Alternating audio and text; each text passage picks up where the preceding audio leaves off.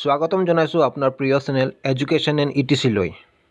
আজিৰ ভিডিঅ'ত আমি আলোচনা কৰিম অসমীয়া বিষয়ৰ কিছুমান গুৰুত্বপূৰ্ণ প্ৰশ্ন উত্তৰ।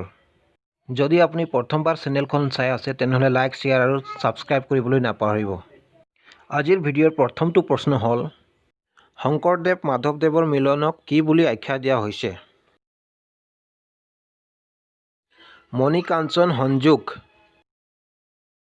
মাধৱদেৱৰ সাহিত্যিক জীৱনৰ কীৰ্তিস্তম্ভ গ্ৰন্থ কোনখন?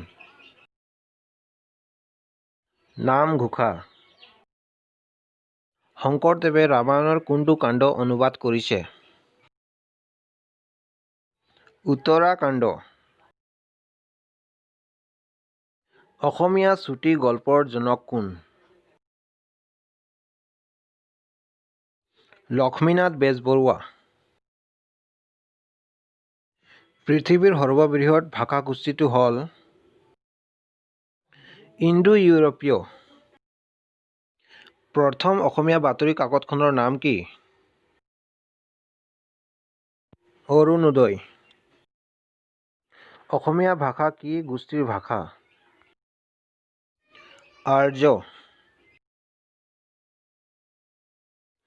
অসমত মঞ্চৰ জন্মদাতা কোন আছিল?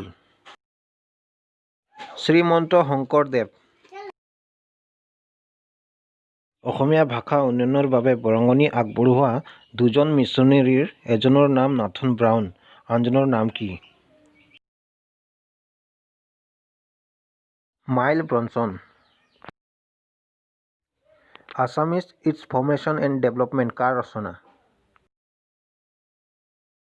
ডক্টৰ বাণীকান্ত কাকতি।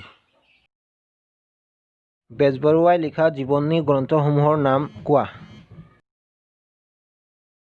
শ্ৰী শ্ৰী শংকৰদেৱ আৰু শ্ৰী শ্ৰী মাধৱদেৱ। ডাঙৰীয়া দীনানাথ বেজবৰুৱা। মোৰ জীৱন সোঁৱৰণ। জোনাকী কাকতখন কেতিয়া প্ৰকাশ পাইছিল? 1889 চনত। ডক্টৰ বাণীকান্ত কাকতিৰ পিতৃৰ নাম কি আছিল?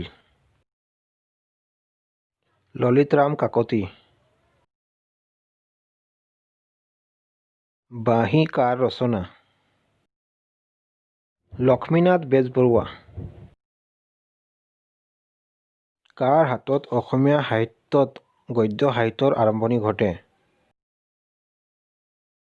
ভট্টদেৱ। বন্ধুসকল, এয়া আছিল অসমীয়া বিষয়ৰ 15টা গুৰুত্বপূৰ্ণ প্ৰশ্ন উত্তৰ। ভিডিঅ'খন কেনে পালে কমেণ্ট ছেকশ্যনত জনাব। ভিডিঅ'খন শেষলৈ চোৱাৰ বাবে ধন্যবাদ।